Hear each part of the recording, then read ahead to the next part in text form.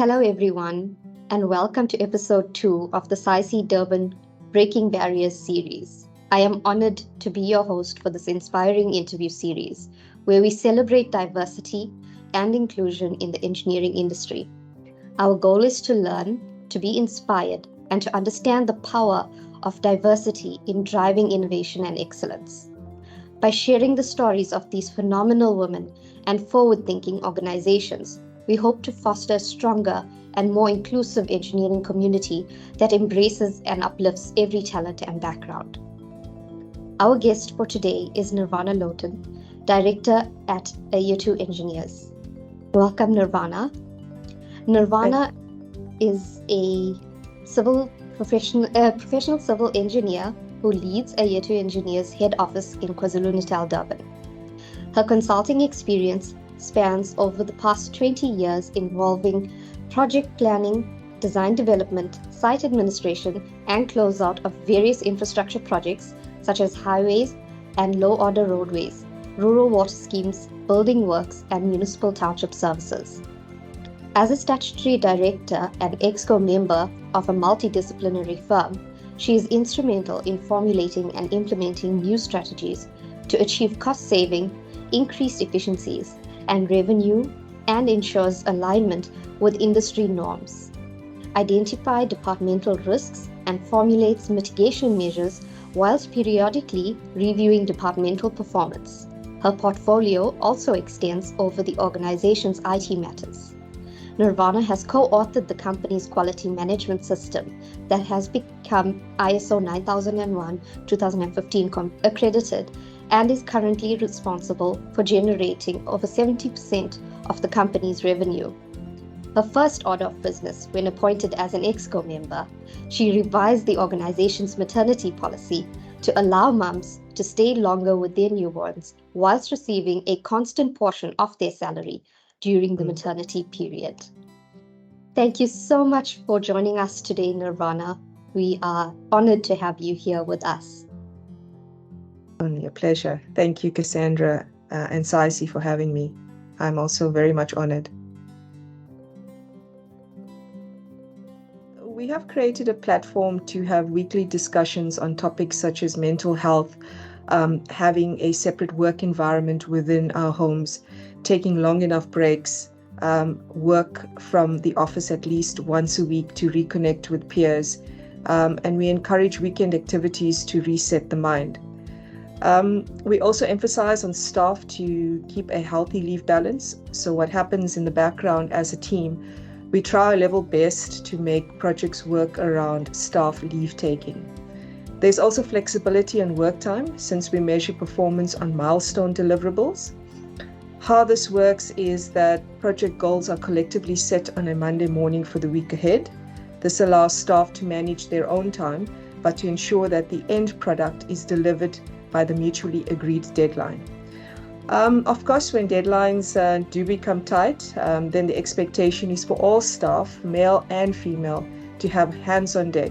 But at the same time, we have fostered team dynamics in order to flex and absorb the unexpected unavailability of team members. I think it also helps a lot that our management strategy is far more relaxed, and I personally don't micromanage. In terms of the second part of the question, during COVID, we've learned that work environments and staff needs were changing. So I took that opportunity to motivate, co-author, and implement a hybrid working policy at our organization. This is now a standard work policy offered to staff, which gives staff, amongst other benefits, the opportunity to balance work and caregiving responsibilities. Thank you. Our remuneration structure is gender neutral. To eliminate subjectivity and to start on an equal footing, our recruitment policy ensures all staff coming into the organization are offered market-related packages. We also conduct yearly performance appraisals. This is a good tool to determine any career paths or gaps, but more so to identify upskilling that has taken place over the past year. This then allows us to close any gaps of unequal pay and also forms the basis for promoting deserving individuals for higher positions, higher pay. Thanks. Eyethu Engineers has a commitment and undertaking agreement with EXA. I am the registered chief mentor. So what we do is we use the individual's road to registration map and the training plan identified within the performance appraisal form as a guide to find live projects to ensure correct, adequate training and professional development is allocated to the staff. The output is then measured by allowing the staff to take on the next round of designs or project management. We also send staff for formal training within the area of the assigned work to assist with further development. Thanks. We're a medium-sized firm and have successfully begun charting the road towards fully promoting equity and inclusion within the company. Through these efforts, we have seen our electrical technologists become professionally registered with EXA and move into a technical manager role. We've also begun grooming a student civil technician who is now studying towards her advanced diploma and registered as a candidate technician. I'm also one of these success stories. I was selected into the EXCO and then as a director of the firm through succession planning, and ultimately now carry the torch on to employ and move the next round of women through the ranks. I'm so much more in a position now to influence that succession planning. I have a board of directors who are so open to change. So it just makes this entire thing so much more easier on my part. We foster inclusivity and respect by ensuring everyone is heard. As an example, we have regular and ongoing team talks around projects where everyone's questions or ideas are welcomed. The other thing that we do very well is we care for our staff and take time to get to know what's happening in each other's lives. In terms of policies, we have an overarching employment policy in place that commits Eyethu Engineers in maintaining a workplace that is free from discrimination, harassment, and retaliation. We believe in promoting inclusive workplace that values diversity and respects the rights and dignity of all employees, irrespective of their gender identity, gender expression, or sex.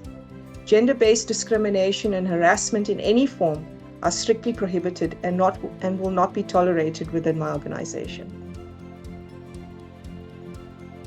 Wow, I mean, there's far more awareness, discussions, and visibility of change in industry. I mean, policy changes at government level and implementation at organization levels are happening much more rapidly.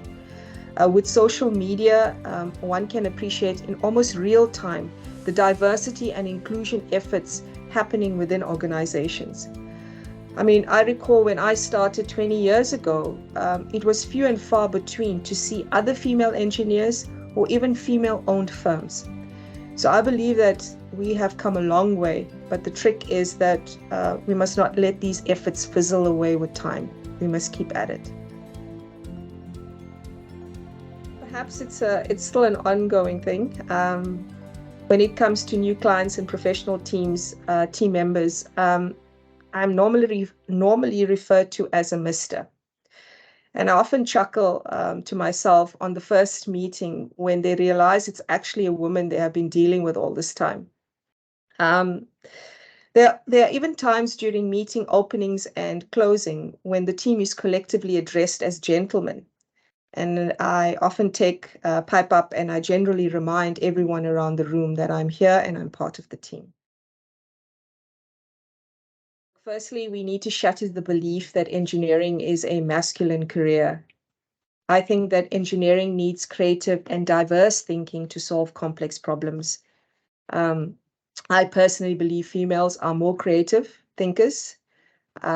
Look, boys have been doing a fantastic job, but it takes, but to take projects from an ordinary to an extraordinary level, we need diverse thinkers and we need girl engineers. And I think parents do remember you want your child to have the best career opportunity possible. And engineering is a critical skill in both South Africa and abroad. And female engineers, on the other hand, are in high demand. Thanks. Thank you. I think on a more personal note, I'm probably going to have to check. Yeah, if I could say it out bold, ladies, set clear career goals and make it work. Find and align with a mentor. Don't underestimate yourself. You can break barriers as there are equal opportunities available. Get involved in the projects, show interest, ask questions, be a team player, and most of all, take charge of your tasks. Don't be afraid to lead. That's really excellent advice. Thank you so much, Nirvana, for taking the time to have this discussion with us today and sharing your insights with us. You are a trailblazer, and Yeah, we appreciate you for being who you are and making that difference in the industry. yeah.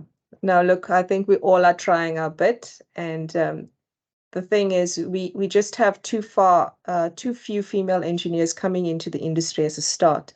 So we need to create retention at university levels, in my opinion. And we need to really think long and hard on how we do that. Because once they're absorbed into the working environment, yeah, I think there's women out there that are shouldering other women in particular and bringing them along. So there is lots of assistance. And, this is not about putting males down in any way. Without the males, I wouldn't be in my position right now. I've had male mentors. I'm in a board full of males. And yeah, they are very supportive as well. So at the end of the day, I think the fraternity as a whole is very welcoming to new young engineers. But we need to get more females through the ranks.